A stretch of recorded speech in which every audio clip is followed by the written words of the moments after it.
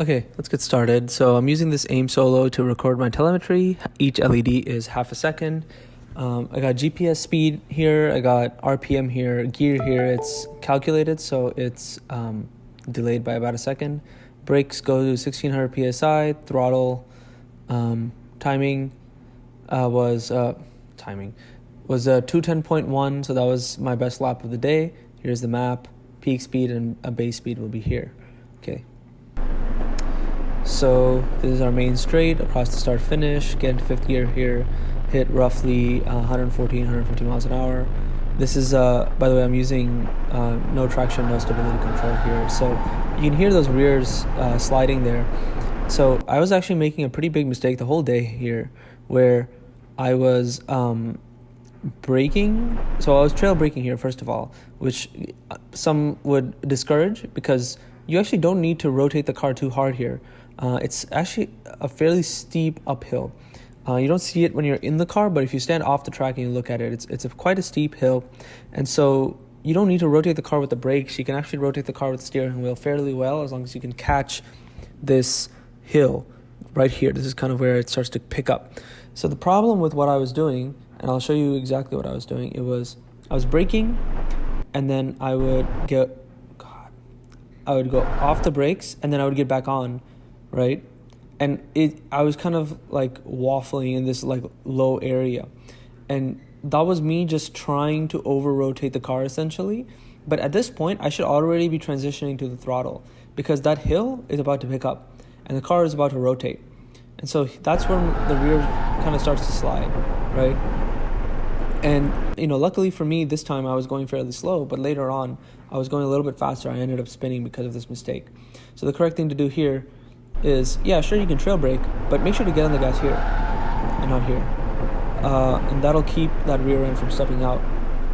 And I stayed in fifth gear through here just because it's easier. I think maybe fourth gear is worth a third of a second. It's not worth it for me at this point. The entry is so difficult. For me, the braking is so difficult. The gas is so difficult that I just stay in fifth gear for now. I'll start going into fourth once I'm chasing those tenths for real. Turn 2, little double clutch downshift into third gear. I'm prioritizing staying smooth on entry because this is a very long turn. So trail braking, opening up the entry, etc., it's not going to help you nearly as much.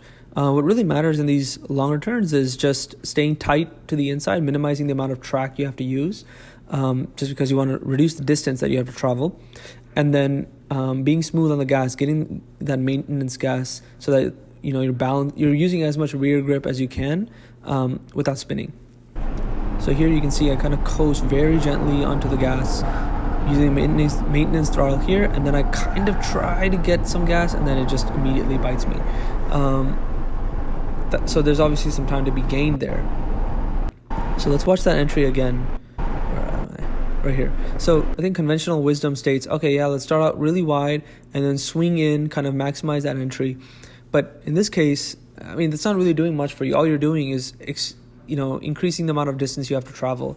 I don't think optimizing for that entry speed is really worth it, because at the end of the day, you're holding that minimum speed, which is around 70 miles an hour for this turn in this car for so long that what really matters is, hey, like, can you keep that minimum speed up so you don't have to accelerate and use more of that rear grip to accelerate, right?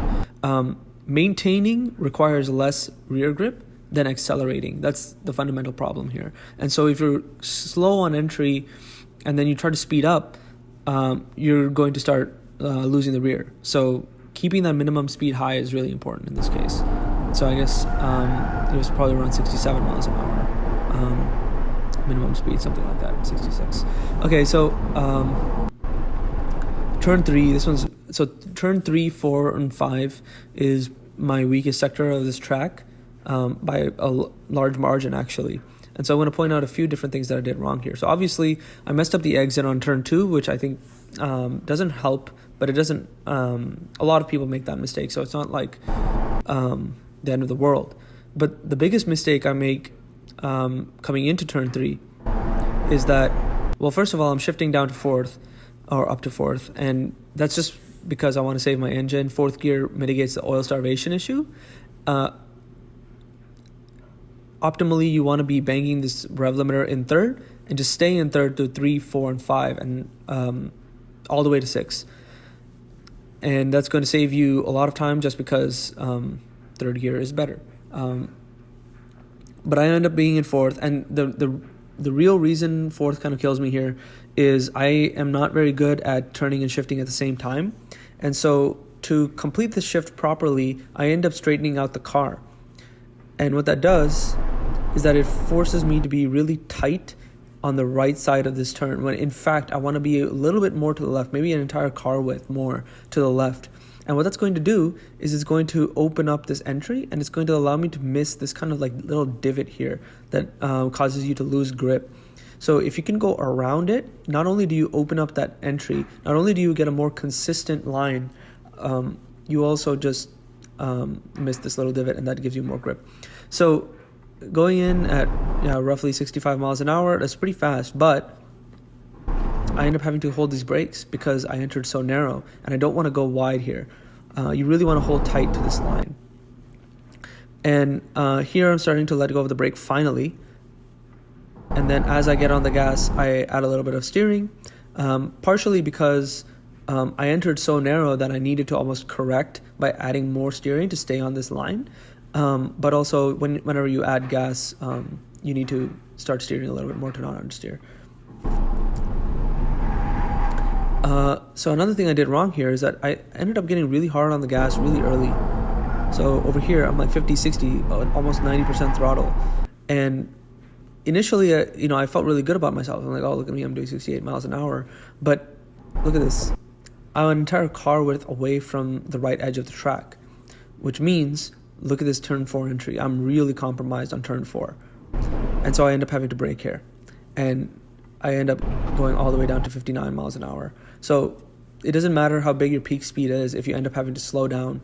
And then not only do I have to slow down, I'm part throttle all the way to here. Now, the optimal approach is probably something like, wider entry into turn 3, not as hard on the gas here. Don't get too greedy. Stay more to the right. Don't brake here. Use the weight transfer to get some rotation and get early on the gas. And that way, instead of doing the 72 mile an hour top speed that I got, especially if you're in third gear, I think you can hit something like 77, 78 miles an hour over this hill. I was braking over this hill because I'm scared. Some people can get away with not braking. It's really up to you how much risk you're willing to take. So over the top, very gentle steering, and then as it lands, I add more steering. So you have to really take advantage of this compression. If you don't add extra steering angle during this compression, you're either going to understeer or you're going to lose time. And another thing is, when you steer hard into this compression, you actually get a lot of rotation. I don't know if you can see that. Like the car starts yawing. Let's watch it one more time. So the car starts yawing, and I use that to my advantage to get the car back to the right side of the track. And I ended up having to, counter steer to get the car straightened out before this braking zone. You don't want to be yawing while you brake. It's going to end badly. So straighten out the car before braking. And in fact, for turn 6, you don't even necessarily have to brake in a straight line. I know conventional wisdom, again, start braking in a straight line, trail to the apex, whatever. But in this case, you have to brake so little for the actual turn that you can actually get away with braking somewhere around here. And what that does for you is the later you start braking, or at least the later you hold your brakes, the more rotation you get. And so I actually end up having to rotate the car on the gas here. That's a really late rotation, and it means that until that point, I'm not really launching out of this turn. Still not launching. Okay, now I'm launching. It's really late. So if you can manage to brake later, get that rotation via brakes, you can get harder on the gas earlier and get a much better exit. But regardless, it's critical that during this little short connector, you have to get all the way to the right. You have to be gentle on the brakes here. Keep the car smooth. Don't over-rotate. Don't understeer. Get that really good exit. And then flat out to through turn 7. And then this turn, I brake through here. I think some of the fast guys like to coast through here. And if you watch very carefully, you can probably see the car start to oscillate when I tap the brakes. And and it's also a little bit bumpy. So braking here, I think it's faster in theory, especially if you have really, really good suspension. I could see the argument for why coasting is faster, though. I think some people can go like 92 mile an hour V-min through here. I was only doing like 88, which is, I mean, I think that's still fairly fast, but you can go faster. The other thing is that you have to clip this inside curb, and you don't want to put your wheel here. You want to put your wheel here. You put your wheel here, you're going to probably damage the suspension. You put your wheel here, you're probably going to go off track. So I think the main thing that you want to do, even when you're going slow, just work on targeting this curb. And actually, you can see almost like a change in my body language. As soon as I clip this curb, I'm like, oh, okay, thank God. And then I kind of start, loosening up the steering wheel. I get hard on the gas. It's like, okay, the turn is essentially over once you clip that curb. But in actuality, the only reason that's true is because I was going slow. If you go faster, the turn's not over until it's over. And you really want to be using your full grip all the way to this edge. Use this full track width, really crank that steering wheel, struggle to stay on track essentially if you really want to go fast, but I don't know if I want to go that fast. We have turn 9 coming up. This is a really bad downshift. I end up shifting into third while the dash still says like 100 miles an hour. This wasn't a money shift, but it was really close. I would say that I should work on shifting later, but the problem is, I'm already starting to steer, right? So I mean, this whole issue of not being able to steer and shift at the same time, this is the second time it's losing me time. Well, in this case, it didn't necessarily lose me time, but it almost lost me my engine. The other thing is, I'm treating this like a normal turn, but this is not a normal turn. This is a sharp uphill. And on a sharp uphill, if you try to rotate the car on the brakes like this, you end up getting some oversteer, at least, briefly. So I think the correct approach is to not brake nearly as late and hard, but to get some understeer, rely on the hill for your rotation, use some extra steering angle, get the fronts to do the job rather than the brakes. And that will allow you to carry a little bit more speed without sliding. But this is still fairly fast.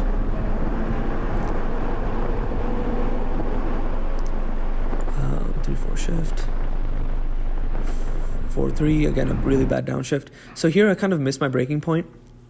This braking point is kind of challenging because, there's not really many good markers, but what I was using essentially was this crest. When it started to go down, I kind of used that as an indicator that I need to start braking.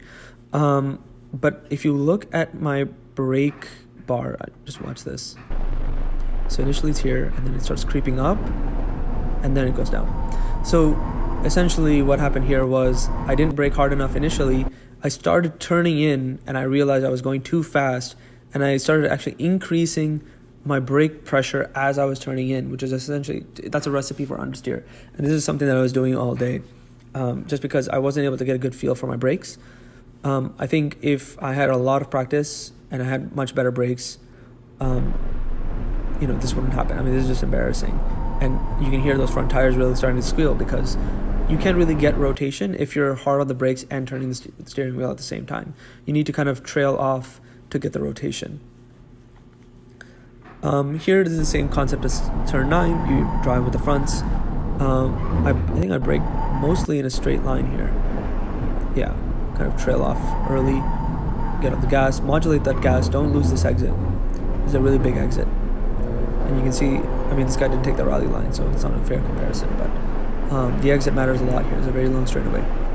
Bang that rev limiter, brake at that opening on the right. This is a better downshift. Again, same problem. I started to turn while having too much brake pressure. That causes understeer. But luckily, I managed to salvage the exit.